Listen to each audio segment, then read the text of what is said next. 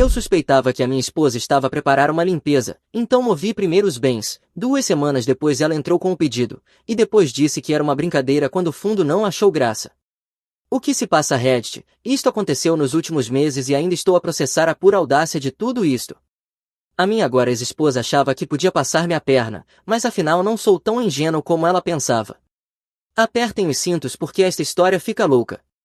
Algum contexto primeiro. Eu, 38 anos, homem, dirijo uma pequena mas bem-sucedida empresa de construção aqui no Colorado. Comecei do nada há 12 anos, só eu, uma Toyota Tacoma velha e batida e determinação suficiente para convencer as pessoas de que eu sabia o que estava a fazer.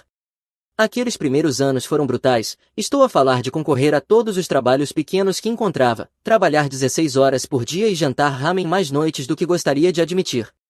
O negócio da construção não é para os fracos, lida-se com atrasos devido ao clima, problemas de cadeia de fornecimento, empreiteiros que desaparecem a meio das obras e clientes que mudam de ideias a cada 5 minutos. Aprendi cedo que o sucesso se resume a 3 coisas: aparecer a horas, fazer um trabalho de qualidade e não enganar as pessoas sobre prazos ou custos. A minha primeira verdadeira oportunidade surgiu no 3º ano, quando consegui um contrato para renovar uma velha casa vitoriana para um juiz reformado. O homem era um perfeccionista que já tinha despedido 2 empreiteiros por trabalho de má qualidade. Passei 3 meses nessa obra, a trabalhar fins de semana, a procurar materiais adequados à época, basicamente a tratar da casa dele como se fosse minha. Quando terminei, ele ficou tão impressionado que começou a recomendar-me a outros clientes. É assim que se constrói um negócio na construção, um cliente satisfeito de cada vez. O passa-palavra é tudo nesta indústria, estraga-se um trabalho e toda a cidade sabe até quinta-feira. Mas eu mantive-me firme, fui construindo lentamente uma reputação de trabalho de qualidade, entregue no prazo e dentro do orçamento. Agora temos 8 funcionários a tempo inteiro, 3 carrinhas de trabalho e equipamento suficiente para lidar praticamente com qualquer obra residencial ou comercial pequena na zona. Nada de extravagante, mas paga as contas e mais alguma coisa. A chave para o sucesso na construção não é apenas fazer bom trabalho, é perceber que metade dos clientes não sabe realmente o que quer até ver e a outra metade pensa que sabe melhor do que tu como construir a própria casa. Aprende-se a lidar com os 2 tipos mantendo os projetos lucrativos. Os meus rapazes também são sólidos, a maioria está comigo há anos. O Dani, o meu carpinteiro principal, que consegue medir a olho melhor do que a maioria com uma fita métrica. O Jorge trata de toda a parte elétrica e é o comediante da equipa nas horas vagas. O Big Jim faz o trabalho pesado e nunca encontrou um problema estrutural que não conseguisse resolver com engenharia adequada e palavrões criativos. Quando se gera um pequeno negócio, especialmente na construção, a reputação é tudo. Uma má crítica no Yelp de um proprietário mimado pode custar milhares em futuros trabalhos, por isso sempre fui cuidadoso com quem trabalho, tanto clientes como empregados, confiar mas verificar como dizem. Conheci a Sarah, 35 anos, mulher, há cerca de 6 anos, na festa de inauguração da casa do meu amigo Tom. O Tom é daqueles que faz festas como se estivesse a concorrer a presidente da Câmara, convida meia cidade, mesa cheia de comida e cerveja suficiente para flutuar um barco. A Sarah estava lá com um grupo de amigas enfermeiras do hospital. Ela parecia diferente do típico pessoal dos bares, simples, ria das minhas piadas terríveis de construção e não perguntou logo que carro eu conduzia ou em que bairro morava. Demos-nos bem, começamos a namorar e 2 anos depois eu pus-lhe um anel. A Sarah trabalhava como enfermeira registrada no Hospital do Condado, sobretudo no serviço de urgência, trabalho estressante, longas horas, a lidar com tudo desde ataques cardíacos a overdoses de drogas até casos de violência doméstica. Eu respeitava imenso o que ela fazia, é preciso um tipo especial de pessoa para lidar diariamente com esse nível de miséria humana. Durante os primeiros anos as coisas foram sólidas, a Sarah tinha a carreira dela de enfermagem, eu tinha um negócio e ambos trabalhávamos muito durante a semana e aproveitávamos os fins de semana juntos. Ela ia a alguns dos estaleiros quando tínhamos projetos interessantes, fazia perguntas sobre o processo, até levava almoço para a equipe algumas vezes, os rapazes gostavam dela, o que era importante para mim. A Sarah também era boa com dinheiro, pelo menos no início, tinha sua própria conta poupança, contribuía para as despesas da casa proporcionalmente ao seu rendimento e nunca me fez sentir que eu era o multibanco pessoal dela. Dividíamos a maioria das coisas a meio, como adultos numa relação saudável. Ela entendia que o rendimento na construção pode ser irregular, alguns meses são de fartura, outros de escassez, dependendo do clima e da programação dos projetos. Nunca me criticava por ter de trabalhar fins de semana ou quando uma obra demorava mais devido a atrasos de licenças ou falta de materiais. Compramos uma casa juntos há 3 anos, um bom rancho de 3/4 em 2 acres fora da cidade, nada de muito extravagante, mas de construção sólida. Verifiquei cada centímetro daquela fundação é o mesmo, com espaço para crescer. A Sara escolheu a maioria das coisas do interior, eu tratei da oficina na garagem e dividimos a hipoteca meio como adultos. A casa tinha boa estrutura, mas precisava de obras. Passei a maior parte do meu primeiro ano lá a atualizar a parte elétrica, a refazer a canalização da casa de banho principal e a restaurar os soalhos de madeira. A Sara ajudava quando podia, embora a ideia dela de ajudar geralmente envolvesse escolher cores de tinta e encomendar novos acessórios online. Falamos eventualmente sobre ter filhos, talvez expandir a casa, construir um edifício adequado como oficina para o negócio, comprar equipamentos, coisas normais de casal. Eu imaginava que passaríamos a próxima década a construir algo juntos, a melhorar a casa, a fazer crescer o negócio e talvez a começar uma família quando fosse a altura certa. Os sinais de alerta começaram de forma sutil, como sempre acontece. Cerca de 8 meses atrás, a Sara começou a fazer perguntas estranhas sobre o negócio, não aquelas habituais do tipo como correu o dia, mas perguntas financeiras específicas, quanto lucro fazíamos por trabalho, como eram as nossas despesas mensais, se eu tinha seguro empresarial e o que é que ele cobria. No início pensei que estava apenas a ser solidária, talvez a pensar no nosso planeamento financeiro a longo prazo. Ela tinha começado a falar em querer filhos, comprar uma casa maior, esse tipo de coisas de futuro que os casais discutem, fazia sentido que quisesse compreender melhor as nossas finanças. Mas depois começou a perguntar sobre coisas estranhamente específicas, como se os veículos da empresa estavam em meu nome ou em nome da empresa, se eu mantinha contas pessoais e empresariais separadas, quanto dinheiro tínhamos normalmente em reserva. Só estou a tentar compreender melhor tudo, dizia ela quando eu lhe lançava um olhar curioso. Quero ser uma verdadeira parceira no planeamento do nosso futuro.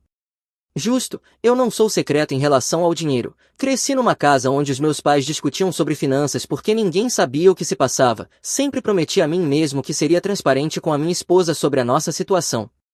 Por isso respondi às perguntas dela, mostrei-lhe os livros, expliquei como funciona o fluxo de caixa na construção, até lhe apresentei alguns dos contratos maiores que tínhamos em perspectiva. Ela parecia realmente envolvida, tomava notas, fazia perguntas de seguimento. As perguntas tornaram-se cada vez mais específicas com o tempo. Queria saber sobre calendários de depreciação de equipamento, estratégias de impostos empresariais, até perguntou sobre a estrutura de parceria que eu tinha com o meu fornecedor de equipamento. Coisas que a maioria dos cônjuges não se importaria a não ser que estivessem a planear envolver-se no negócio de alguma forma. Estás a pensar em deixar a enfermagem? Perguntei-lhe uma noite, depois de ela ter passado 20 minutos a interrogar-me sobre políticas de seguro de compensação de trabalhadores. Não, nada disso, só quero compreender o que estamos a construir juntos. Devia ter sido um bom sinal, não foi? O sinal de alerta seguinte foi o súbito interesse dela em planeamento patrimonial. A Sara nunca se tinha importado com testamentos ou fundos antes, costumava brincar dizendo que éramos demasiado novos para nos preocupar com essas coisas, mas por volta de março começou a trazer artigos que lia sobre proteção de bens. Sabias que se te acontecer alguma coisa o IRS pode ir atrás do negócio, disse-me uma noite ao jantar, mostrando-me um artigo no telemóvel. Diz aqui que casais devem ter tudo num fundo conjunto para se protegerem um ao outro. Eu já tinha pensado nisso antes, mas pela perspectiva da responsabilidade empresarial, o trabalho de construção é inerentemente perigoso. Se alguém se magoasse num estaleiro e decidisse processar, eu queria que os nossos bens pessoais estivessem protegidos. Já andava a pensar em falar com o meu advogado para criar algumas estruturas adequadas. Sim, também tenho pensado nisso, disse-lhe. Talvez devêssemos reunir-nos com um advogado de planeamento patrimonial para obter alguns conselhos. O rosto dela iluminou-se. Ah, sério, que ótima ideia, já encontrei um advogado especializado em proteção de bens familiares, talvez eu possa marcar uma consulta. Isso devia ter sido o sinal de alerta número 3 ali mesmo. A minha esposa, que normalmente me deixava tratar de todas as coisas do negócio, já tinha pesquisado advogados de proteção de bens familiares. Mas eu estava ocupado com um grande projeto de renovação e achei que ela estava apenas a ser proativa. A renovação era uma enorme casa vitoriana no centro que os novos donos queriam converter em bed and breakfast. As exigências de preservação histórica significavam que cada alteração tinha de ser aprovada pelo Conselho de Revisão Arquitetônica da cidade, o que acrescentava meses ao prazo. Além disso, tínhamos de procurar materiais adequados à época para tudo, o que implicava contactar fornecedores especializados e esperar semanas por carpintaria personalizada. Grande erro confiar na recomendação de advogado da Sarah. O advogado que ela encontrou era um tipo de conversa suave chamado Richard, que tinha um escritório no centro com mobília cara e paredes cobertas de certificados, verdadeiro ar de vendedor de carros usados, mas pensei que talvez fosse apenas assim que os advogados são. O Richard parecia ter saído de uma revista de moda masculina, cabelo perfeitamente penteado, fato de $1.000, sapatos que provavelmente custavam mais do que a renda da maioria das pessoas. O escritório dele tinha aquele lambril falso de mogno e cadeiras de couro que supostamente fazem sentir que estamos a lidar com profissionais sérios. Durante a nossa consulta, o Richard insistia sempre na importância de os casais terem igual acesso a todos os bens, repetia expressões como transparência total, estruturas de propriedade partilhada e proteção do cônjuge sobrevivente. Tinha toda uma apresentação preparada, com gráficos e tabelas a mostrar diferentes estruturas de fundos, falava sobre implicações fiscais, proteção contra credores, estratégias de planeamento sucessório. Soava impressionante se não soubesses que perguntas fazer. Ele recomendou criar um fundo revogável conjunto com os dois nomes em tudo, empresa, casa, contas bancárias, carteira de investimentos, tudo iria para o fundo e seríamos ambos beneficiários e administradores em partes iguais. A Sarah acenava entusiasticamente com a cabeça. Isto faz tanto sentido, eu sentir-me-ia muito mais segura sabendo que ambos temos proteção igual. Perguntei o que aconteceria se alguma vez nos divorciássemos, não porque estivesse a planear isso, mas porque não sou idiota. O Richard descartou logo a questão, dizendo que o fundo poderia ser facilmente dissolvido e os bens divididos de acordo com a lei do Estado se isso algum dia se tornasse necessário. Claro que esperamos que isso nunca aconteça, disse ele com aquele sorriso ensaiado, mas é sempre sensato planear para contingências. Algo parecia estranho em tudo aquilo, mas não conseguia identificar exatamente o que.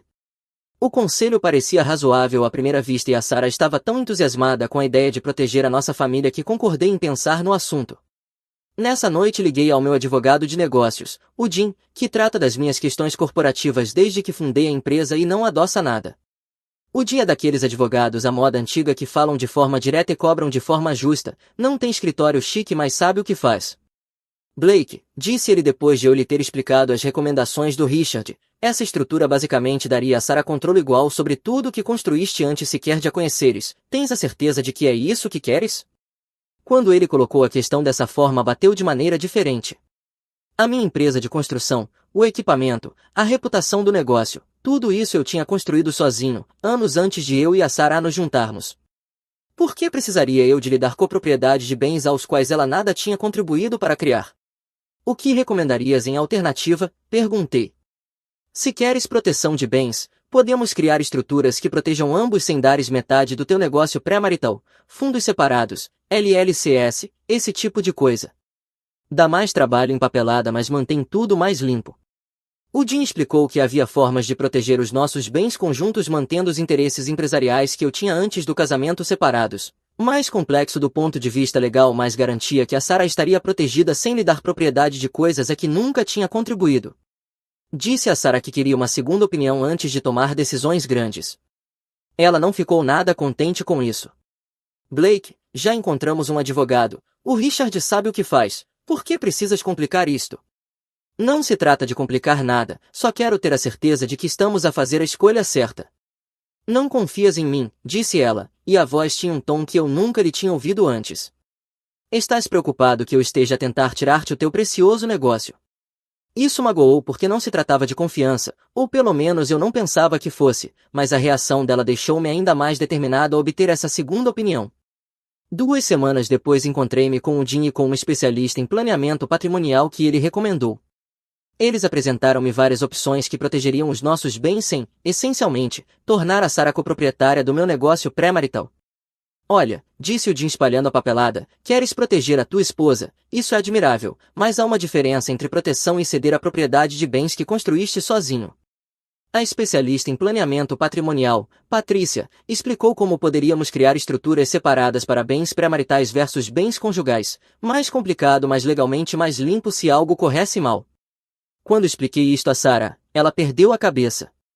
Então tu foste pelas minhas costas arranjar outros advogados depois de já termos decidido pelo Richard? Não fui pelas tuas costas, disse-lhe, eu disse-te que queria uma segunda opinião. Não confias em mim, estás a tratar-me como se eu fosse uma interesseira a tentar roubar-te. A discussão escalou a partir daí, a Sarah acusou-me de ser controlador e paranoico, disse que eu estava a tratar o nosso casamento como uma transação comercial em vez de uma parceria, continuava a insistir que o plano do Richard era mais simples e mais justo. Tentei explicar que justo não significa necessariamente igual quando se trata de bens pré-maritais, mas ela não aceitava. A conversa terminou com ela sair disparada para ficar em casa da irmã durante uns dias até eu decidir se confiava ou não na minha esposa. Foi aí que as coisas ficaram realmente estranhas. Enquanto a Sarah estava em casa da irmã, decidi organizar alguns documentos financeiros. Tínhamos falado em apresentar os nossos impostos em conjunto pela primeira vez este ano e eu queria ter tudo em ordem. Procurava os documentos fiscais do ano anterior quando decidi verificar na secretária da Sarah se havia algum formulário W2 ou recibos de despesas médicas que ela pudesse ter arquivado. Ambos usamos o escritório em casa e ela geralmente era bastante organizada com documentos financeiros. Foi então que encontrei a pasta. Estava enfiada entre outros ficheiros na gaveta da secretária da Sarah, nada de suspeito na localização, ambos usamos aquela secretária para contas e coisas do gênero, mas o conteúdo fez-me gelar o sangue. Lá dentro estava uma cópia impressa das leis de divórcio do Colorado, especificamente as seções sobre divisão de bens, com anotações manuscritas na letra da Sarah, divisão 50-50 de bens conjugais, métodos de avaliação de empresas, diretrizes de apoio conjugal temporário. As anotações eram detalhadas, ela tinha escrito estatutos específicos sobre como os tribunais determinam o valor de empresas privadas em processos de divórcio. Havia cálculos sobre que percentagem da minha empresa poderia ser considerada propriedade conjugal com base na valorização durante o nosso casamento. Também havia artigos impressos sobre como esconder bens durante processos de divórcio com certos parágrafos sublinhados. Um dos artigos tinha o título O que fazer quando seu cônjuge é dono de uma empresa, protegendo seu futuro financeiro. Mas o verdadeiro murro no estômago foi o cartão de visita preso com um clipe na parte de trás da pasta, de um advogado de divórcios, não o Richard, o de planeamento patrimonial, mas outro totalmente diferente, que se anunciava como especialista em casos de divórcio com elevado patrimônio. O cartão tinha anotações manuscritas no verso: consulta inicial $500, honorários de contingência 40% da liquidação, especializado em disputas de avaliação de empresas. Fiquei ali sentado a olhar para aquela pasta provavelmente durante 10 minutos a tentar fazer sentido do que estava a ver. A minha esposa de 4 anos, que me tinha pressionado para colocar todos os nossos bens num fundo conjunto, andava a pesquisar como me divorciar e ficar com metade de tudo. Havia mais, números de telefone de contabilistas forenses especializados em descobrir bens empresariais escondidos, contactos de avaliadores de empresas, até uma impressão de troca de e-mails com alguém sobre documentar as contribuições do cônjuge para o sucesso da empresa. A cronologia começou a fazer sentido, todas aquelas perguntas sobre as finanças do negócio. O súbito interesse em planeamento patrimonial, encontrar o Richard que recomendou estruturas que lhe dariam copropriedade de tudo, ela não estava a tentar proteger a nossa família, estava a preparar-me para o divórcio mais limpo possível. As minhas mãos tremiam mesmo enquanto tirava fotografias de cada página daquela pasta, depois voltei a colocar tudo exatamente onde estava e liguei ao Jim. Precisamos de nos encontrar, disse-lhe, e preciso de agir depressa. O que se passa? Encontrei a pesquisa de divórcio da minha mulher, ela tem planeado isto há meses. O Jim é um bom tipo, passou por um divórcio feio há cerca de 10 anos, quando lhe mostrei as fotos nem sequer pareceu surpreendido. Jesus Blake, ela estava a preparar-te bem, se tivesses assinado aquela papelada do fundo com o Richard ela teria legítimas pretensões à metade do teu negócio. O que faço?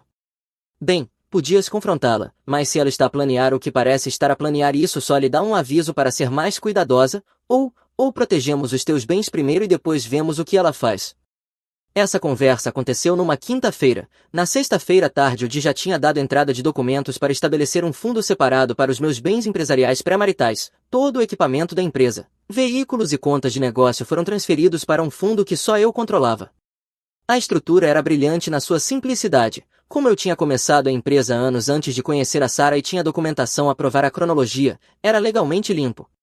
O fundo protegia os bens empresariais de responsabilidades pessoais mantendo ao mesmo tempo a propriedade clara.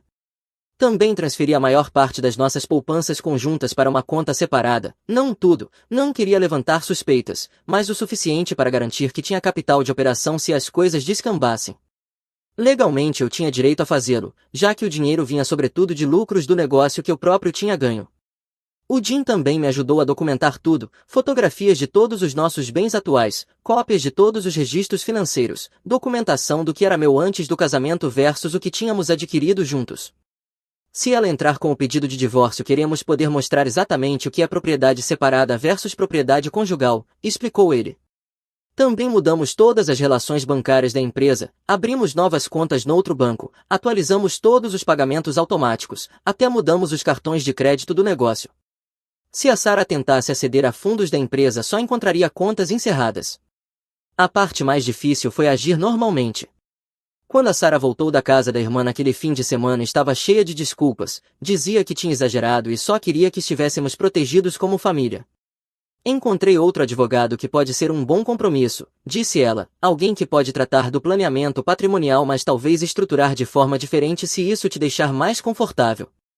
Eu acenei e fiz de conta, isso soa razoável, vamos ver o que recomendam. Entretanto, eu observava cada movimento dela como um falcão. Na semana seguinte reparei que ela estava constantemente ao telemóvel, mas virava o ecrã para longe de mim ou pousava quando eu entrava na sala. Começou a fazer chamadas na garagem ou lá fora, alegando que estava a coordenar horários com a irmã ou a tratar de coisas do trabalho. Também ficou de repente muito interessada no correio, começou a ir à caixa do correio antes de mim e a rever tudo. Quando perguntei, disse que estava à espera de papéis do seguro de saúde do hospital. Uma manhã via pela janela da cozinha enquanto mexia no nosso correio, abriu um extrato bancário, estudou-o com atenção e depois voltou a colocá-lo no envelope antes de trazer o resto para dentro. Ela estava a monitorizar as nossas finanças, provavelmente a tentar estabelecer números de referência para o processo de divórcio. Também comecei a notar pequenas coisas em falta no meu escritório em casa, nada óbvio, mas papéis tinham sido mexidos, dossiês estavam em ordens ligeiramente diferentes, ela andava definitivamente a remexer nos meus documentos de negócio quando eu não estava. O ponto de ruptura chegou 2 semanas depois, numa terça-feira de manhã eu preparava-me para o trabalho quando a Sarah anunciou que ia tirar um dia pessoal, disse que precisava de tratar de uns recados e de assuntos pessoais na cidade. Qualquer coisa na forma como ela disse assuntos pessoais fez soar todos os alarmes na minha cabeça. Decidi testar uma teoria. Saí para o trabalho como de costume, mas em vez de ir para a obra estacionei num café de onde podia ver a nossa casa. E não falhou, cerca de 1 hora depois a Sarah saiu vestida como se fosse para o tribunal, roupa profissional, uma pasta que eu nunca tinha visto antes, tudo a rigor. Seguia até ao centro mantendo distância suficiente para não ser notado. Ela estacionou junto ao tribunal e o meu telemóvel começou a vibrar com notificações, alertas de e-mail do nosso banco. Ela estava a tentar aceder às nossas contas conjuntas online, provavelmente para ver os saldos atuais antes de se encontrar com o advogado. Esperei na minha carrinha durante cerca de 2 horas a imaginar o que estaria a acontecer dentro daquele edifício. Estaria ela a dar entrada de papéis, a reunir-se com advogados, a receber conselhos sobre como temporizar o próximo passo? Quando finalmente saiu do tribunal, trazia um envelope de Manila e parecia satisfeita consigo mesma, caminhava com uma confiança que não via nela há semanas, como alguém que acabará de concretizar alguma coisa. Naquela tarde recebi a chamada que já estava à espera. Blake, daqui fala Janete do Riverside Process Service, tenho aqui uns documentos que precisam de lhe ser entregues, está disponível para receber ou prefere que vá ao seu local de trabalho? Que tipo de documentos? Papéis de divórcio, senhor, apresentados esta manhã por Sarah Henderson contra Blake Henderson. Eu vou até si, respondi. O escritório do oficial de diligências ficava num centro comercial no centro, entre uma casa de câmbio e um salão de unhas. A Janete era uma mulher de meia idade que provavelmente já tinha visto de tudo no seu trabalho. A petição de divórcio era exatamente o que eu esperava, mas vê-la em preto e branco ainda foi como um murro no estômago. A Sarah alegava que nos tínhamos afastado, que havia diferenças irreconciliáveis e que precisávamos dissolver o casamento, mas o verdadeiro choque eram os pedidos de divisão de bens. Ela queria metade de tudo, a casa, o negócio, o equipamento da empresa, as contas de investimento e até a minha carrinha pessoal que já possuía antes de nos casarmos. Na petição alegava que tinha contribuído significativamente para o crescimento e sucesso do negócio conjugal através de apoio emocional e trabalho não remunerado e, portanto, merecia uma parte igual do seu valor. Trabalho não remunerado? A mulher que levou o almoço ao estaleiro exatamente 3 vezes em 4 anos estava a afirmar que tinha fornecido trabalho não pago à minha empresa de construção. A petição também afirmava que a Sarah tinha sacrificado oportunidades de progressão na carreira para apoiar a casa e os empreendimentos profissionais do marido. Foi novidade para mim, ela tinha conseguido 2 promoções no hospital durante o nosso casamento e nunca mencionou sentir-se prejudicada pela nossa relação. Liguei ao dia imediatamente. Ela apresentou o pedido esta manhã, disse-lhe, quer metade de tudo incluindo a empresa. Ainda bem que nos mexemos rápido, respondeu ele, o advogado dela vai ficar muito surpreendido quando começar a descoberta. Conduzi para casa nessa noite sem saber o que esperar. A Sarah estaria lá? Iria agir como se nada tivesse acontecido? Já teria saído? Estava na cozinha a preparar o jantar quando entrei, a agir completamente normal, até animada. Olá, querido. Como correu o teu dia? Fiz aquela receita de frango que gostas. Eu apenas a encarei. Dia interessante, recebi uns papéis hoje. O rosto dela não mudou nada. Ah é? Que papéis? Papéis de divórcio, apresentados pela minha esposa esta manhã. Foi então que a máscara dela escorregou por um segundo, um lampejo de pânico, culpa, atravessou-lhe a cara antes de se recompor. Blake, eu posso explicar. Tenho a certeza que sim, mas primeiro estou curioso com uma coisa. Quando exatamente planeavas dizer-me que tinhas dado entrada do divórcio? Depois de saíres de casa? Depois de esvaziares as contas? Ela pousou a espátula e virou-se totalmente para mim. Eu ia dizer-te esta noite, só precisava de ter a certeza de que estava protegida primeiro. Protegida de quê? Do teu marido de 4 anos que nunca te deu razão para não confiares nele? Isso não é assim que eu queria que isto acontecesse. E como é que querias que acontecesse, Sarah? Pesquisas leis de divórcio durante meses, encontras-te com advogados pelas minhas costas, das entrada de papéis a dizer que mereces metade da minha empresa e depois o quê? Surpreendes-me com papéis de divórcio ao jantar? Ela começou a chorar, mas parecia encenação, como se estivesse a tentar manipular a situação de volta ao controlo. Eu não queria magoar-te, só que, tenho sentido que não somos certos um para o outro e precisava de ter a certeza de que ficava bem financeiramente. Então, em vez de falares com o teu marido sobre as tuas preocupações, decidiste pesquisar como ficar com metade dos bens dele num divórcio? Não é isso. Então explica a pasta, Sarah. O rosto dela ficou branco. Que pasta? Fui até a secretária dela e tirei a pasta que tinha fotografado semanas antes. Esta pasta, aqui tem pesquisa sobre leis de divórcio e o cartão de visita de um advogado. Ela ficou ali parada, a boca a abrir e a fechar como um peixe fora de água. Andaste a planear isto durante meses, continuei eu, a pressão para o planeamento patrimonial, as perguntas sobre as finanças do negócio, tudo, estavas a preparar-me. Blake, por favor. Estou curioso com uma coisa, o que mudou? O que te fez decidir apresentar agora em vez de esperares até eu assinar aquela papelada do fundo? Ela não respondeu, apenas continuava a chorar e a murmurar que as coisas se tinham complicado. O meu telemóvel tocou, o nome do Di no ecrã. Blake, precisas de saber de uma coisa, o advogado da Sarah acabou de ligar para o meu escritório, querem agendar uma audiência de emergência para apoio conjugal temporário e congelamento dos bens do negócio. Quando? Amanhã à tarde, estão a alegar que escondeste bens e estás a tentar negar a Sarah a parte justa da propriedade conjugal. Olhei para Sarah que ainda chorava no balcão da cozinha. Sim, faz sentido. Depois de desligar a Sarah finalmente encontrou voz. Blake, ainda podemos resolver isto, não temos de avançar com o divórcio, só precisava de saber que estava protegida, mas se conseguirmos encontrar uma forma justa de... Uma forma justa de quê? Dar-te metade da minha empresa a qual nada contribuíste? Eu apoiei-te emocionalmente, estive aqui para ti quando as coisas eram estressantes. Sarah, isso chama-se ser esposa, não te dá direito a bens que construí antes sequer de te conhecer. A conversa andou em círculos, ela a chorar, eu a manter-me calmo, ela a fazer propostas cada vez mais desesperadas para resolvermos se eu fosse razoável sobre a divisão de bens. Finalmente disse apenas, Sarah, tu pediste o divórcio esta manhã, fizeste a tua escolha, vou respeitar essa escolha e seguir em frente em conformidade. Ela ficou em casa nessa noite mas não falamos, ouvi-a ao telefone até tarde, provavelmente com a irmã ou com o advogado, a planear o próximo passo. Na manhã seguinte já tinha saído quando acordei, deixou um bilhete a dizer que ficaria em casa da irmã e que o advogado entraria em contato. A audiência de emergência foi um desastre. O advogado da Sarah, uma mulher bem vestida chamada Patrícia, diferente da Patrícia especialista em planeamento patrimonial, entrou a atacar, alegando que eu tinha escondido sistematicamente bens e manipulado registros financeiros para negar a Sarah a sua parte justa da propriedade conjugal.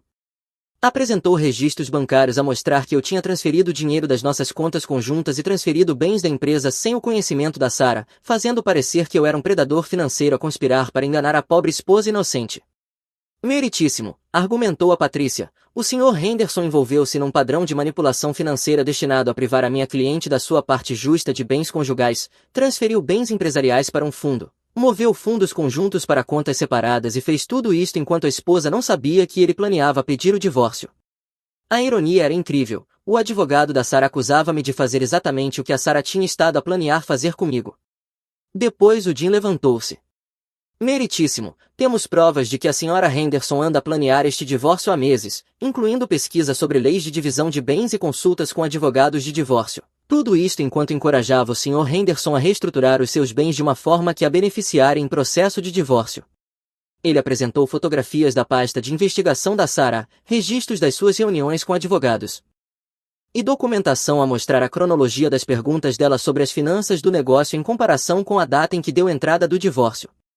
O Sr. Henderson não escondeu bens, meritíssimo, ele protegeu bens pré-maritais de uma tentativa calculada de reclamar a propriedade de uma empresa na qual a esposa não teve papel nenhum na construção. O Jim também apresentou a linha temporal do comportamento da Sarah, a pressão pelo planeamento patrimonial, as perguntas financeiras específicas, a pesquisa dela sobre leis de divórcio. Tudo pintava um retrato claro de alguém a preparar-se para um divórcio enquanto fingia trabalhar no casamento. A juíza analisou tudo, fez algumas perguntas e depois tomou a decisão. Não vou congelar quaisquer bens do negócio neste momento, disse ela. O Sr. Henderson tem o direito de proteger propriedade pré-marital e há provas significativas de que a Sra. Henderson estava consciente e a planear este divórcio muito antes de o apresentar. Contudo, ordeno que ambas as partes mantenham os níveis atuais de bens até conseguirmos distinguir claramente o que é propriedade conjugal e o que é propriedade separada. A advogada da Sarah parecia ter levado uma bofetada. Claramente esperava sair dali com controle temporário sobre metade da minha empresa. Após a audiência, Patrícia chamou o Jim de lado enquanto a Sarah esperava no corredor. O seu cliente pode querer considerar uma oferta de acordo generosa, disse ela. A Sra. Henderson ficou muito danificada emocionalmente com todo este processo. O Jim apenas se riu. Acredito que sim, mas danos emocionais não criam direitos de propriedade em empresas pré-maritais. Nessa noite a Sarah ligou-me. Blake, isto está a sair do controle. Podemos por favor encontrar-nos e falar como adultos? Contra o meu melhor juízo aceitei. Encontramo-nos num local neutro, um café no centro. A Sarah parecia péssima, como se não dormisse há dias, mas eu já tinha aprendido a não confiar em aparências no que lhe dizia a respeito. Quero pedir desculpa, começou, isto ficou muito mais complicado do que eu pretendia. O que pretendias exatamente? Estava assustada com o nosso futuro. Comecei a ler sobre o que acontece às esposas quando os casamentos não resultam, especialmente quando o marido é dono de uma empresa. Fiquei paranoica em proteger-me. Então pesquisaste como me divorciar e ficar com metade dos meus bens? Eu só estava a tentar compreender as minhas opções. Durante meses, Sarah, passaste meses a pesquisar opções enquanto me encorajavas a reestruturar os meus bens de uma forma que te beneficiaria. Ela ficou em silêncio por um momento e depois disse algo que me deixou sem chão. E se cancelássemos tudo? Cancelar o quê? O divórcio. E se simplesmente o cancelássemos e disséssemos que foi um erro? Fiquei queres cancelar o nosso divórcio? Quer dizer, podíamos dizer que eu estava apenas assustada e tomei uma má decisão. Podíamos ir à terapia, resolver as coisas. Sarah, não se pode simplesmente cancelar um divórcio depois de apresentares papéis e tentares reclamar metade da empresa de alguém. Por que não? Ainda estamos casados, podíamos desistir do processo e recomeçar. Foi aí que percebi, ela não estava a pedir desculpa porque se sentia mal com o que tinha feito, estava em pânico porque o plano dela não tinha resultado. Esperava ou conseguir que eu assinasse a copropriedade dos meus bens através da farsa do planeamento patrimonial ou então reclamar metade de tudo no divórcio, e quando nenhum dos planos funcionou estava a tentar carregar no botão de reset. Sabes uma coisa, Sarah, tens razão. Isto foi um grande mal-entendido. O rosto dela iluminou-se. A sério, achas que podemos resolver isto? Absolutamente. Só uma pergunta. Quando dizes cancelar o divórcio, queres dizer que queres continuar casada e trabalhar na nossa relação ou queres dizer que queres outra oportunidade de ficar com metade da minha empresa? A pergunta apanhou-a de surpresa. Ela gaguejou por um momento antes de dizer, eu só quero que sejamos felizes. Então vais gostar de saber que encontrei felicidade na forma de uma vida sem esposa, onde não tenho de me preocupar com alguém a pesquisar como me destruir financeiramente. O rosto dela caiu. Blake, por favor. Tu cometeste um erro. Não, tu tomaste uma série de decisões calculadas ao longo de vários meses. Isso não é um erro, é um plano. Levantei-me para sair e depois virei-me de volta. Ah, e Sarah, o meu advogado diz que se tentares retirar a petição de divórcio vai parecer que entraste com um processo frívolo. Isso pode afetar o acordo final, por isso talvez penses nisso antes de decidires cancelar alguma coisa. 2 semanas depois a Patrícia ligou ao Jim com uma nova proposta de acordo. Em vez de exigir metade de tudo, a Sarah estava agora disposta a aceitar a casa e metade das nossas poupanças conjuntas em troca de desistir de qualquer reclamação sobre a empresa. Contra a proposta, respondeu o Jim, ela fica com o que conseguir provar que realmente contribuiu para os bens conjugais mais despesas de mudança, aceita ou deixa. Tentaram negociar, voltaram a pedir 1/3 das poupanças conjuntas e o carro da Sarah, depois quiseram apenas o carro e dinheiro suficiente para Sarah dar sinal de um apartamento. Cada oferta era mais pequena do que a anterior à medida que ficava claro que não tinham margem. Finalmente aceitaram a nossa proposta original. O acordo final era de uma simplicidade bonita. A Sarah ficou com metade do dinheiro que tínhamos poupado juntos durante o casamento, cerca de $45.000, ficou com os pertences pessoais, o carro e exatamente zero direito à minha empresa ou a qualquer bem pré-marital. Eu fiquei com a casa, já que tinha pago a entrada com fundos do negócio antes de casarmos, com a empresa, com todo o equipamento de trabalho e com a minha sanidade. No dia em que o divórcio foi finalizado, a Sarah ligou-me uma última vez. Espero que saibas que isto não era o que eu queria, disse ela. Tenho quase a certeza de que era exatamente o que querias, Sarah, simplesmente não esperavas que eu estivesse preparado. Estás a fazer-me parecer uma interesseira. Eu não tenho de te fazer parecer nada, as tuas ações falam por si. E se eu te dissesse que isto foi só um teste para ver se me amavas mesmo? Rime alto. Um teste que envolveu apresentar papéis legais e tentar reclamar metade da minha empresa? Isso é um teste caro, Sarah. Ou e se fosse apenas uma partida para ver como reagias? Uma partida? Estás a chamar ao teu pedido de divórcio uma partida? Só estou a dizer que talvez ambos tenhamos exagerado no que foi essencialmente um mal-entendido. Sarah, a questão sobre partidas é que supostamente têm de ser engraçadas, e ninguém se está a rir. Ela ainda tentou mais algumas abordagens nos meses seguintes. A irmã ligou-me a dizer que eu estava a deitar fora uma boa mulher por causa de dinheiro. A mãe enviou-me uma longa mensagem sobre perdão e segundas oportunidades. Até encontrei a Sarah no supermercado uma vez em que ela tentou agir como se fossemos velhos amigos a pôr a conversa em dia. Mas para mim estava acabado. Não se pode pesquisar como destruir alguém financeiramente, apresentar documentos legais para o conseguir e depois chamar-lhe um mal-entendido quando se é apanhado. A parte mais irônica? A Sarah continua solteira. Segundo amigos em comum, pelos vistos quando corre a palavra de que tentaste divorciar-te do marido para lhe ficar com a empresa, isso não te torna exatamente uma mercadoria quente no mercado de encontros. O Jim está sempre a brincar que devia mandar-lhe um postal de Natal todos os anos agradecer-lhe pela lição de proteção de bens. Acho que isso seria exagero, mas aprecio a educação. Nunca pensei que ficaria grato por encontrar pesquisa de divórcio na gaveta da secretária da minha esposa, mas a vida é engraçada assim. Hoje em dia a única pessoa a planear o meu futuro financeiro sou eu, e é exatamente assim que eu gosto.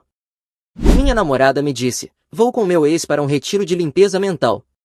Ela achava que estava se encontrando, mas enquanto ela foi limpar a mente, eu limpei o apartamento. A reação dela foi absolutamente impagável. Em Reddit, então minha namorada me disse que iria para um retiro de limpeza mental com o ex. Eu fiquei na boa, disse que parecia ótimo e depois tomei uma decisão que mudou tudo. Digamos apenas que quando ela voltou mais cedo, as coisas não saíram exatamente como ela esperava. Eu, Tim, 29 anos, homem, carreira razoavelmente sólida, apartamento decente, não estou me gabando, mas sempre tive minha vida em ordem comparado com a maioria das pessoas que conheço. Minha namorada, bem, agora ex, Celine, 27 anos, mulher, era do tipo espírito livre, sabe, aquela obcecada por horóscopos, tinha um quadro de visões, jurava que cristais curavam dores de cabeça. A ideia dela de trabalhar era construir a marca dela, o que basicamente significava ficar sentada de pernas cruzadas no chão tentando descobrir se a bio do Instagram soava profundo o suficiente. Estávamos juntos havia uns 8 meses e honestamente, era mais por conveniência do que qualquer outra coisa. Uma noite eu estava relaxando no sofá assistindo a um programa quando Celine saiu do quarto, ficou bem na frente da TV como se fosse anunciar uma emergência nacional e disse: "Preciso te contar algo importante." O tom dela estava tão sério que por um segundo pensei que alguém tivesse morrido, mas não, ela respira fundo de forma dramática e fala: "Vou para um retiro de limpeza mental." Eu pisquei para ela: "Você vai para o que agora?" "É um retiro de 2 semanas, meditação, diário, alinhamento de chakras, tudo, é sobre limpar a mente e realinhar a energia." "Certo," eu disse com cara séria, basicamente um acampamento de verão para pessoas que acreditam que óleos essenciais curam câncer. Os olhos dela se estreitaram. "Você sempre faz piada quando falo sério, isso é importante para mim." "Oh, estou levando muito a sério," eu disse, acenando como se concordasse com um terapeuta. "Então quem está organizando esse retiro? Algum cara com camiseta tie-dye vendendo cristais de uma van." Ela cruzou os braços me encarando. "Você acha que é engraçado?" "Enfim, vou com o Dorian." "Agora deixe-me explicar Dorian. Ele é o ex dela da faculdade, o cara que ela jurava ser só amigo. O mesmo cara que ainda curte os posts dela às 2 da manhã. O mesmo que ela descreveu uma vez como o único que realmente entendia a alma dela. Sim, esse Dorian." Levantei a sobrancelha. "Você vai para esse acampamento de lavagem cerebral com o seu ex-retiro." Ela me corrigiu. "E ele não é meu ex, é meu amigo." Ela disse como se estivesse esclarecendo que a água é molhada. Eu me recostei no sofá. "Certo, seu amigo. O cara com quem você dormia, totalmente a mesma coisa." O queixo dela se ergueu. "Não seja mente fechada. Isso não é sobre ele, é sobre mim, sobre minha jornada." "Claro," eu disse, "porque nada diz iluminação espiritual como 2 ex reservando um tapete duplo de yoga juntos." Ela revirou os olhos tão forte que achei que fosse se machucar. "Viu, é por isso que hesitei em te contar, eu sabia que você ficaria com ciúmes." "Ciúmes? Não, estou fascinado. Vocês ganham um desconto em incensos ou algo assim." O tom dela mudou de defensivo para presunçoso. "Na verdade sim, é mais barato se 2 pessoas se inscrevem juntas." Eu soltei uma risada. "Então desconto de casal." "Não é casal," ela rebateu, depois suavizou a voz num tom superior. "Olha, Dorian e eu estamos em caminhos semelhantes agora, estamos ambos trabalhando no autodesenvolvimento, só isso." Ela era um caso perdido, então decidi entrar no jogo. Dei um pequeno aceno e mantive a voz neutra. "Ok, parece ótimo." Ela caiu direitinho, sorriu, realmente sorriu. "Sabia que você não era mente fechada, sabia que entenderia, é por isso que te amo." E então me beijou na testa como se eu fosse um Golden Retriever que tinha acabado de aprender um truque novo. Eu fiquei lá com cara de nada pensando: certo, se isso é amor, quero meu reembolso. Nos dias seguintes ela não parava de falar disso. Celine continuava dizendo coisas como: "Esse retiro vai desbloquear meu verdadeiro eu", enquanto comprava novas calças de yoga e um diário com as palavras viver, rir, amar a si mesmo na capa. Cada vez que mencionava Dorian eu fazia uma piadinha: "Não esqueça as coroas de flores combinando para a sessão de fotos", ou talvez pergunte se oferecem cartão fidelidade, vá a 9 retiros e o 10º é grátis. Ela nunca percebeu que eu estava só brincando, estudando as reações dela. Ela achava que eu estava sendo solidário, eu achava que estava assistindo a um especial de comédia na minha sala. No fim da semana ela já estava com as malas prontas, mala cheia de tapetes de yoga, incenso e chá detox suficiente para envenenar uma pequena aldeia. Ela estava radiante de empolgação falando que 2 semanas de silêncio e meditação iam mudar a vida dela, e eu apenas acenei, sorri e pensei: perfeito, você vai limpar a mente Celine, eu vou limpar o apartamento. Essa frase ficou na minha cabeça o caminho inteiro até o aeroporto. Ela estava no banco do passageiro folheando o caderninho que chamava de Diário do Bem-Estar. A capa tinha o nascer do sol em tons pastéis com as palavras clareza é poder estampadas, parecia tirado direto do Pinterest. Ela estava radiante falando sobre como o retiro de limpeza mental iria mudar a vida dela. Eu só mantive os olhos na estrada e soltei de vez em quando um certo ou parece profundo, como se estivesse interessado. Por dentro eu estava contando os minutos até ela sair do carro. Paramos na calçada de embarque e ela se virou para mim sorrindo. Não sente muito a minha falta. Ok, são só 2 semanas. Nem sonharia com isso, eu disse abrindo o porta-malas. Ela se inclinou, me deu um beijo rápido e sussurrou. É por isso que eu te amo. Você não se sente ameaçado pelo meu crescimento. Forcei um sorriso. Cresço quanto quiser. Ela não percebeu, saiu com a mala cheia de tapetes de yoga, incensos e chás detox e seguiu para o terminal. E quem estava esperando na entrada? Claro, Dorian. Ele acenou, ela acenou de volta e, porque Celine não conseguia se controlar, gritou do outro lado da pista, os outros vão voar mais tarde. Eu ri alto no carro, sim, claro, a equipe imaginária do retiro. Assim que ela desapareceu na fila da segurança, tirei o celular e liguei para os carregadores. Já tinha planejado minha saída dias antes. O negócio é o seguinte, Celine era obcecada em ter o contrato de aluguel no nome dela quando pegamos o apartamento, ela insistiu nisso, disse que a fazia sentir-se independente e empoderada, mesmo que eu estivesse cobrindo a maior parte das contas. Não discuti, tudo bem, o nome dela no contrato se isso a fazia sentir-se chefe, legal, mas o que ela não percebia é que estar no papel não significa muito quando você está quebrada, desempregada e prestes a voltar para um apartamento vazio. Enquanto ela arrumava cristais e leggings, eu já tinha assinado um novo contrato do outro lado da cidade, depósito pago, chaves no bolso. Era como xadrez, ela achava que estava jogando damas com Dorian, enquanto eu já estava 10 jogadas à frente. Os carregadores chegaram pontuais, dois caras que pareciam já ter visto de tudo. Então, o que vai? Perguntou um. Aquele sofá, minha cama, TV, mesa da cozinha e as caixas no armário, eu disse, o resto fica.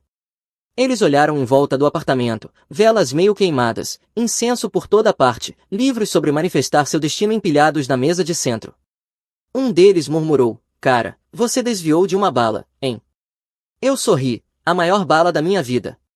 Começamos a trabalhar, fui cirúrgico, minhas coisas foram todas para caixas, etiquetadas, lacradas. As coisas dela eu não joguei fora, não destruí, empilhei tudo na sala. A coleção de cristais que ela dizia vibrar com energia, os kits baratos de pulseiras que chamava de estoque de negócios, os diários cheios de rabiscos de luas e estrelas. Até alinhei os potinhos de ervas de equilíbrio dos chakras na prateleira para ela não poder dizer que desrespeitei. Quando o caminhão foi carregado, o lugar parecia um museu da ilusão dela, cada item gritava, Celine esteve aqui, mas nada daquilo era meu. No meu novo apartamento descarreguei o essencial primeiro, cama, sofá, TV, mesa, sem filtros dos sonhos pendurados sobre minha cabeça, sem fumaça de incenso sufocando o ar, sem alarmes às 6 da manhã berrando afirmações. Apenas espaço limpo. A pressão da água no chuveiro parecia um troféu. Naquela noite, sentado no novo sofá com comida para a viagem, escrevi o bilhete que deixaria para trás. Não queria nada longo, só curto, direto e impossível de distorcer. Celine, fui para meu próprio retiro de limpeza mental, e descobri que mereço coisa melhor. Suas coisas estão na sala, o contrato ainda está no seu nome. Como você sempre quis, fale com o proprietário se quiser ficar ou se mudar, as contas ainda estão ativas mas não por muito tempo, boa sorte com seus chakras, Tim. Li 2 vezes, sorri de canto e dobrei, perfeito. Na manhã seguinte voltei ao velho apartamento, entrei, colei o bilhete bem no centro da geladeira, logo acima do plano de negócios escrito com caneta brilhante onde estava escrito, velas brilho lunar, luz para a alma, e nada mais, esse era o plano inteiro, uma frase e alguns rabiscos de luas crescentes. Balancei a cabeça, era nisso que ela achava que ia pagar o aluguel, ela nem conseguia acender uma vela direito sem entortar o pavio. Dei uma última olhada no apartamento, minhas coisas já não estavam mais lá, as dela intactas mais organizadas, sem desculpas, sem munição para me virar contra mim. Tranquei, deslizei as chaves na caixa do proprietário e fui embora. De volta ao meu novo lar bloqueei o número dela, não queria ler os discursos que com certeza escreveria sobre como homens de verdade apoiam o crescimento ou como parceria é sacrifício, estava acabado. Estendido na cama nova naquela noite eu não conseguia parar de sorrir, ela saiu correndo atrás de Clareza com o ex, eu encontrei a minha com um caminhão de mudanças e um apartamento limpo. 5 dias depois Celine encontrou outra coisa, um apartamento vazio com um bilhete preso na geladeira. Eu sabia que a viagem dela terminaria cedo, Celine era do tipo que não conseguia nem assistir a um filme de 2 horas sem checar o celular 3 vezes, 2 semanas de silêncio, meditação e convivência com Dorian, sem chance. E claro, meu e-mail acendeu numa quarta-feira à tarde, linha de assunto, o que diabos é isso? A mensagem era basicamente um grito em letras maiúsculas, ela escreveu, voltei cedo porque o retiro foi horrível e você se foi, isso não é mais engraçado, onde você está? Li enquanto comia a sobra de comida chinesa e ri, o retiro que ela jurou que limparia a mente não durou nem uma semana, talvez os chakras dela tenham ficado sem bateria. Então outro e-mail chegou, O proprietário disse que tenho que assinar um novo contrato se quiser ficar, não posso pagar sozinha, como você pôde me abandonar assim? Recostei sorrindo, foi ela quem exigiu que o nome estivesse no contrato, independência, empoderamento, lembra? Ela tratou isso como um troféu, agora o troféu vinha com uma conta. Na manhã de quinta os e-mails já tinham virado ensaios completos, isso é manipulação, você está tentando me controlar, Dorian diz que isso é abuso emocional. Dorian dando conselho de relacionamento é como um cara em liberdade condicional dando aula de direito. Não me dei ao trabalho de responder, bloquear o número dela foi a melhor decisão da minha vida, mas entrei em contato com o Luke, meu amigo que ainda morava no prédio antigo, queria saber como estava o espetáculo. Luke não decepcionou, me ligou na quinta à noite, meio rindo meio sussurrando como se estivesse entregando fofoca direto da fonte. Mano, você perdeu uma cena, ela apareceu aqui ontem à noite com Dorian arrastando a mala. Ela estava gritando ao telefone com a mãe dizendo que eu tinha roubado o apartamento e, veja só, Dorian também estava lá fora ao telefone discutindo com alguém chamada Destiny em voz alta. Todo mundo no corredor ouviu. Eu quase deixei cair minha cerveja de tanto rir. Destiny, como a namorada de verdade dele. Sim, parece que Destiny não sabia nada dessa viagem de limpeza mental. Ela encontrou o Instagram dele com Celine ao fundo de selfies no pôr do sol. Cara, aquele sujeito estava levando bronca em estéreo. Então o grande do espiritual durou um total de 5 dias antes da realidade chegar. Celine desistiu do retiro, o relacionamento de Dorian implodiu e eu estava em casa aproveitando uma boa pressão de água. Numa linda manhã de sexta recebi a temida ligação de Diane, a mãe dela. Contra meu bom senso, atendi. Como você pôde fazer isso com minha filha? Ela disparou antes que eu pudesse sequer dizer alô. Eu sorri, bom dia para você também, Diane. Ela está sem teto, entende, não tem para onde ir, você a abandonou. Ela não está sem teto, eu disse calmamente, as coisas dela estão seguras, o contrato está no nome dela e ela tem 3 semanas para resolver, isso é mais prazo do que a maioria dos proprietários dá. Você está sendo cruel porque tem ciúmes da conexão dela com Dorian. Não consegui segurar a risada, ciúmes de um cara que está levando bronca da namorada chamada Destiny enquanto arruma cristais numa mala. É isso mesmo, Diane, estou realmente ameaçado. Houve silêncio por um segundo, então ela disparou, você é um homenzinho patético. Ok, tchau Diane. Desliguei antes que ela pudesse continuar o TED Talk sobre como eu arruinei a aura da filha dela. Mas a melhor parte veio mais tarde naquele dia, meu celular apitou com alertas de segurança, alguém estava tentando redefinir minha senha da Netflix, depois do Spotify, depois do Hulu. Celine não conseguia nem focar na própria jornada de autodesenvolvimento sem tentar se aproveitar das minhas contas. Mudei todas as senhas para alguma variação de encontre sua própria clareza. Pouco depois recebi uma mensagem de um número desconhecido. Celine quer saber por que você está sendo tão mesquinho com os serviços de streaming. Ela está tendo uma crise de ansiedade. Respondi uma vez, diga a ela que meditação pode ajudar. Bloqueei o número. Na tarde de sábado Luke ligou de novo. Cara, você precisa ouvir isso. Ela ficou desfilando com Dorian o dia inteiro, contou ao proprietário que você a enganou para sair do apartamento. O cara parecia prestes a desmaiar de tanto rir. Esse era o problema com Celine, ela achava que todo mundo via o mundo como ela, como se gritasse alto bastante sobre ser vítima as pessoas simplesmente lhe dariam coisas por pena.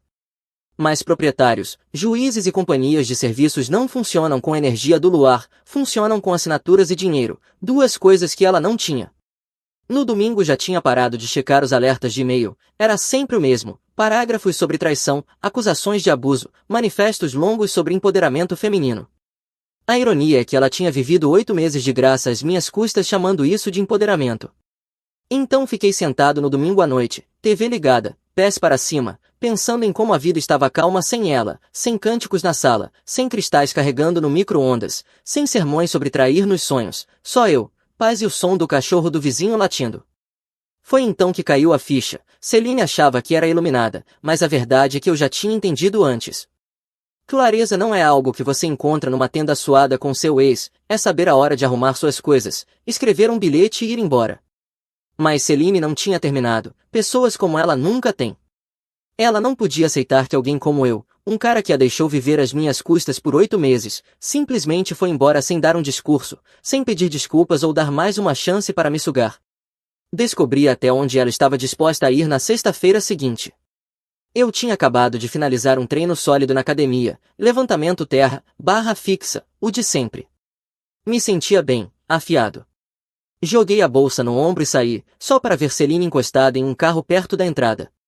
Ela não estava vestida para a academia, sem tênis, sem garrafa de água, nem mesmo um passe na mão. Ela estava esperando, sério, murmurei baixinho. No segundo em que me viu, ela se endireitou. Precisamos conversar. Continuei andando em direção ao meu carro. Tenho quase certeza de que já conversamos. Chamava-se o bilhete na geladeira. Ela correu atrás de mim. Você não pode simplesmente me ignorar. Claro que posso, respondi clicando as chaves. Ela agarrou meu braço. Nós ficamos juntos por 3 anos. Eu soltei o braço. 8 meses. Não aumente o currículo. O rosto dela se contorceu. A conexão emocional foi de 3 anos. Levantei as sobrancelhas. O que isso sequer significa? Você está fazendo uma contabilidade de sentimentos. Ela bateu o pé como uma criança. Olha, eu entendo. Você está bravo com o Dorian, mas não aconteceu nada. Nós meditamos, escrevemos no diário, fizemos yoga. Parece um fim de semana romântico para gente que não pode pagar Netflix.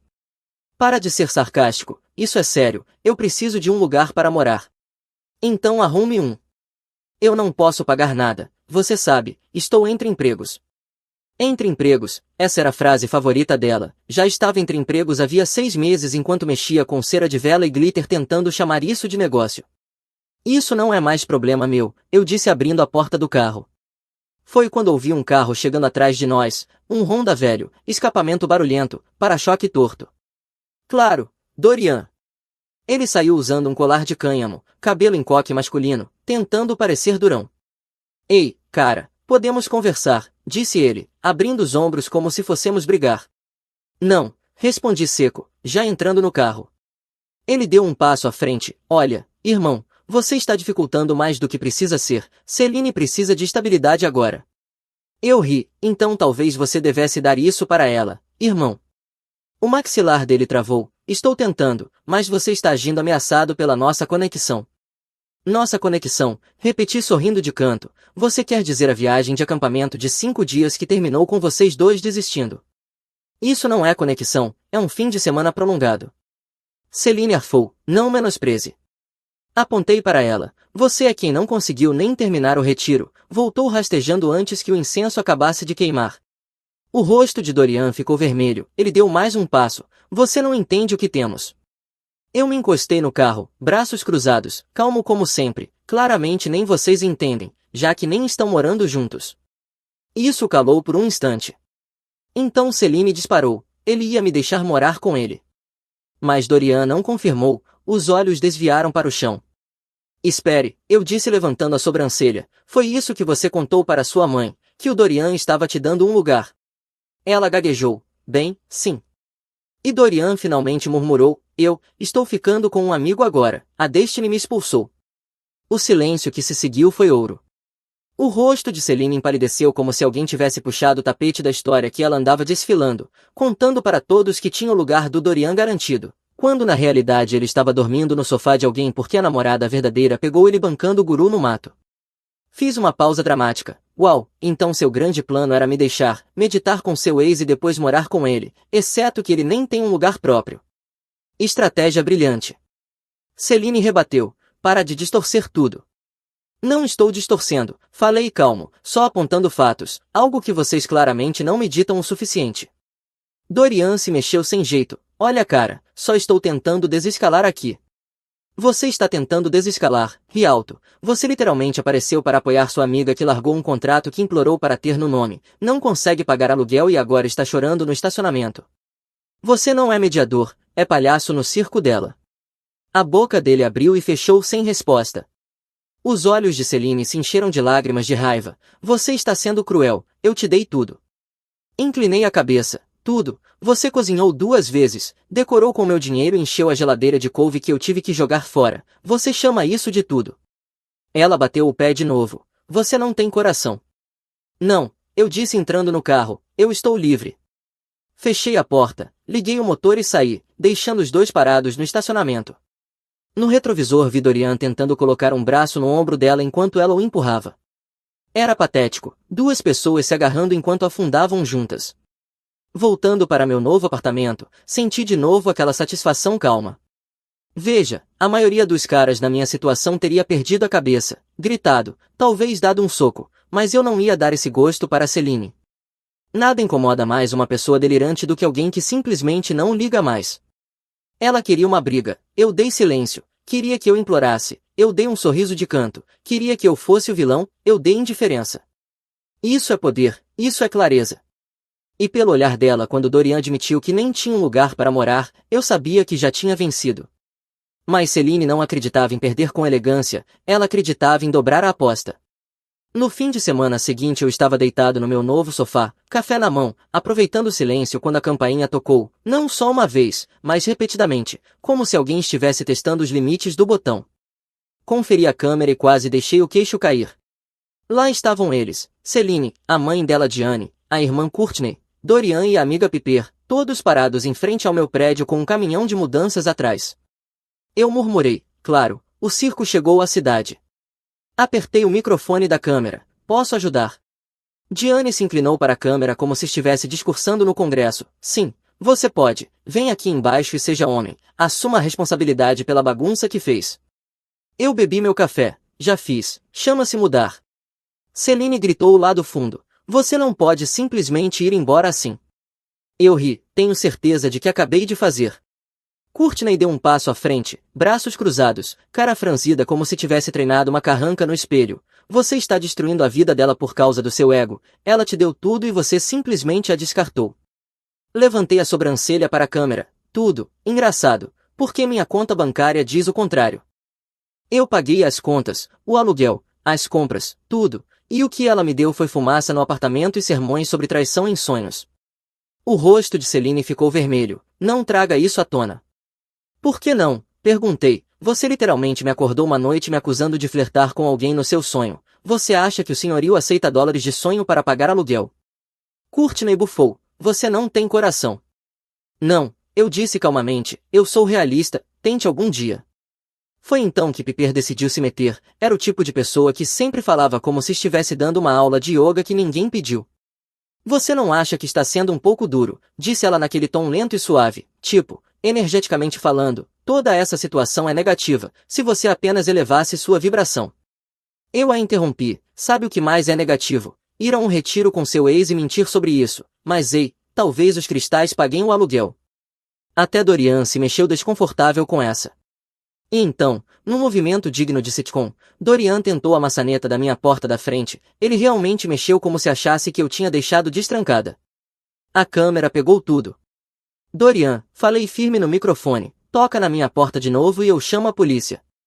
Ele congelou, mãos para cima, ei, eu só estava tentando arrombar. Ótimo visual, amigo. Celine começou a chorar então, mas não era o choro triste de coração partido, era o choro raivoso cheio de ranho. Ela bateu o pé como se tivesse 12 anos. Eu te dei tudo, decorei seu apartamento, cozinhei para você, te tornei uma pessoa melhor. Eu ri alto, você decorou com o meu dinheiro, cozinhou 2 vezes em 8 meses e a única pessoa que você melhorou foi o fornecedor de velas. Novidade, eu estava bem antes de você, estou melhor sem você. Isso calou todos por um instante. Finalmente me aproximei do microfone, é o seguinte, você tem 3 semanas nesse contrato, resolva com o senhorio, não me importa o que você conta para sua mãe, sua irmã ou seu clube de yoga, mas não apareça mais na minha porta ou pedirei uma ordem de restrição. Está tudo gravado, entenderam? Eles não responderam, apenas voltaram para o caminhão como crianças pegas roubando doce. Terminei meu café em paz. Mas claro, Celine não tinha acabado. Naquela noite meu e-mail apitou de novo, nova linha de assunto, proposta de negócio. Quase não abri, mas a curiosidade venceu e, como esperado, era ouro cômico. Ela tinha escrito como se fosse um pitch de investimento, velas brilho lunar vão revolucionar o mercado de bem-estar, cada vela é infundida com energia da lua e feita à mão com intenção, com o seu investimento eu posso focar totalmente na criação sem o estresse de moradia. Valor do investimento, exatamente 3 meses de aluguel. O plano de negócios em anexo tinha 2 páginas, uma era uma foto de banco de imagem de uma vela, a outra um slogan em letras coloridas, luz para a alma. Eu ri tanto que precisei largar o celular. Esse era o plano mestre dela, me deixar por um retiro com o ex, ser abandonada pela realidade e depois me pedir dinheiro de aluguel disfarçado de financiamento inicial para um golpe de velas. Encaminhei para Luke com a linha de assunto, você acha que o Shark Tank toparia? Ele respondeu em menos de 1 minuto, eles arrancariam a cabeça dela. Até domingo à noite percebi algo. Celine não era só mimada, era delirante. Ela não queria apenas me ter de volta, queria que eu financiasse a fantasia dela, e realmente achava que apresentar como proposta de negócio me faria aceitar. Se é que fez algo, foi só me fazer rir mais. Ela achava que eu era cruel por ter ido embora, mas sinceramente a coisa mais cruel teria sido deixá-la me arrastar por mais um ano de marcas de velas fracassadas, realinhamentos de chakras e brigas baseadas em sonhos. Em vez disso, eu tinha clareza, minhas contas estavam pagas, meu apartamento silencioso e meu único trabalho era assistir de longe enquanto Celine queimava suas pontes mais rápido do que queimava sua cera de soja. E ela não decepcionou. Poucos dias depois meu celular explodiu com notificações do LinkedIn. Aparentemente Celine tinha começado uma cruzada digital.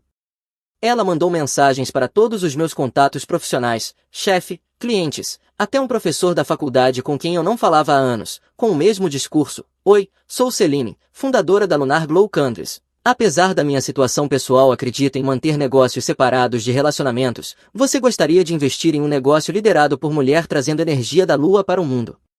Sim, ela realmente escreveu Energia da Lua. Meu chefe me mandou mensagem. Ela está bem, acabou de me enviar um pitch de velas. Um dos meus clientes escreveu, sua ex é bem entusiasmada, você tem certeza de que ela é estável o suficiente para dirigir um negócio? Até meu professor respondeu, isso é arte performática. Ri tanto que quase derramei café no laptop. Mas Celine não tinha terminado. Na terça-feira ela lançou um Kickstarter para as velas Brilho Lunar. O vídeo da campanha era ela em frente ao quadro de visões segurando uma vela e sussurrando sobre revolucionar a luz interior. Ela fixou a meta de financiamento em $25.000. As recompensas, $50 por uma vela, $200 por uma bênção lunar personalizada. Apoiadores depois de 48 horas, 3, Diane, Courtney e Piper. Total arrecadado, $90. Na quarta-feira Celine dobrou a aposta de novo com um GoFundMe intitulado Ajude uma empreendedora espiritual a escapar do abuso emocional. A descrição parecia uma novela ruim. Ela alegava que eu a controlava financeiramente há anos, sabotava o negócio de velas dela e a abandonei durante uma crise de saúde mental. Ela convenientemente deixou de fora que não trabalhava há meio ano, que o negócio dela era despejar ser em potes de brechó, e que a tal crise era eu me mudar depois que ela foi embora com o ex. A meta era $30.000, o total de doações depois de uma semana foi $42, todos de Diane. Na quinta-feira até Dorian já estava cedendo. Recebi uma mensagem de voz de um número desconhecido e, quando reproduzi, era ele. Ei cara, papo reto, Celine está meio surtando, está ficando com Courtney mas não está indo bem, ela continua dizendo que você está conspirando contra ela. Tipo hackeando os chakras dela ou algo assim, eu só estou tentando acalmá-la mas, talvez jogue um dinheiro para ela parar de nos fazer passar vergonha. Ouvi 2 vezes rindo, hackeando chakras, essa era nova. Não respondi, Dorian que lidasse com o monstro que decidiu alimentar. Sexta de manhã trouxe a próxima façanha, Celine entrou com um processo no Tribunal de Pequenas Causas, representando a si mesma, obviamente. Apareceu diante do juiz com uma pasta de supostas provas e exigiu compensação por trabalho não remunerado. O argumento dela, decorou meu apartamento e cozinhou de vez em quando, portanto merecia restituição financeira. O juiz folheou os papéis, levantou os olhos e disse de forma seca, senhora, não é assim que funciona. Caso encerrado em 5 minutos, foi só isso. Celine saiu furiosa do tribunal com Piper filmando no iPhone, fez um discurso choroso sobre a opressão sistêmica de mulheres espirituais e postou no TikTok, teve 19 visualizações, 14 delas de contas falsas de Diane. Mas o grande final veio na semana seguinte. Recebi uma ligação do meu antigo senhorio, Rick, suspirou, sua ex-namorada está tentando invadir a antiga unidade. O quê? Perguntei segurando o riso. Ela trocou as fechaduras, imprimiu um contrato falso da internet e disse que tinha direitos de inquilina. O documento obviamente era falso, ela até escreveu o próprio nome errado. Eu não aguentei, ela escreveu o próprio nome errado. Sim, estamos iniciando o processo de despejo, mas isso é uma bagunça. Eu tinha uma carta na manga, lembra que deixei as utilidades ativas para ser gentil, ainda estavam no meu nome, então simplesmente cancelei o serviço na data da minha saída e o senhorio cuidou do resto. Simples assim. Em menos de uma hora Rick me ligou de volta rindo. Bem, agora ela não tem energia nem água, a irmã dela acabou de nos ligar gritando sobre como você é cruel. Eu dei de ombros. Talvez as velas possam iluminar o lugar. Naquela noite Courtney ligou de um número bloqueado. Você precisa religar a energia agora, gritou. Quem fala? Perguntei. Você sabe quem fala. Celine está lá sem eletricidade, tentando tocar o negócio dela. Courtney, falei calmo, ela está ocupando ilegalmente. Isso não é administrar o negócio, é crime. Você é um monstro, ela gritou antes de desligar. Voltei ao meu jantar tranquilo. Algumas semanas depois o xerife finalmente colou a ordem na porta e, na sexta seguinte, a trancaram para fora. Rick me ligou confirmando que tinha acabado, disse que ela gritou algo sobre Mercúrio estar no micro-ondas antes de a polícia retirá-la, acho que ela quis dizer retrógrado. Sinceramente, micro-ondas parece mais apropriado. Assistindo a tudo isso do meu novo apartamento percebi como tive sorte. A maioria dos caras nessas situações é arrastada pela lama, financeiramente, emocionalmente, às vezes até legalmente. Eu desviei de todas as balas fazendo uma única coisa, indo embora antes que me atingissem. Celine queria que eu ficasse preso no caos dela para sempre, em vez disso acabou em tribunais, ocupando apartamentos ilegalmente, pedindo dinheiro a estranhos na internet, enquanto eu estava comendo comida para a viagem em paz. Isso eu chamo de clareza. 2 semanas depois do despejo a notícia se espalhou sobre onde Celine tinha ido parar. Luke me mandou mensagem primeiro. Vi ela em uma cafeteria, voltou a morar com os pais, chamando isso de sabático de desintoxicação capitalista. Claro que sim, só Celine conseguiria transformar ser expulsa de um apartamento em uma declaração política. Dorian reapareceu online mais ou menos na mesma época, voltou para Destiny. Pelas postagens deles, estavam miseráveis juntos, frases passivo-agressivas, legendas enigmáticas. Ele postou algo sobre energias tóxicas abrindo o terceiro olho, depois apagou quando Celine comentou sim embaixo. Acho que o terceiro olho dele não aguentou a atenção. Então veio o ato final de Diane. Minha caixa de entrada apitou com um e-mail intitulado, Você deveria ter vergonha. Ela escreveu, minha filha está devastada. Ela estava planejando te pedir em casamento naquele retiro com Dorian, ele ia ajudá-la a escolher os anéis. Você jogou fora algo bonito por causa do seu orgulho masculino bobo. Li 2 vezes, ela ia me pedir em casamento numa viagem com o ex ajudando a escolher os anéis. Eu realmente ri alto, isso ia além do delírio, era ouro cômico. Não respondi, só mostrei para Ritter, a garota que eu tinha começado a conhecer no evento de moradores do meu novo prédio. Ela caiu na risada e disse, imagina achar que isso é romântico. Aquilo selou tudo, Diane e Celine já não valiam nem um segundo pensamento. Mas a vida ainda não tinha terminado de me dar bônus. Na sexta noite encontrei Dorian em um bar, ele estava bêbado, tentou me abraçar tipo brother. Cara, disse ele, sinto muito por tudo, a Celine é realmente insana, ela também tentou me fazer investir na coisa das velas. Disse que poderíamos ser parceiros de capital consciente ou alguma besteira assim. Eu fiquei tipo, garota, eu entrego pizzas. Sorri, tanto faz a tal energia da lua, hein?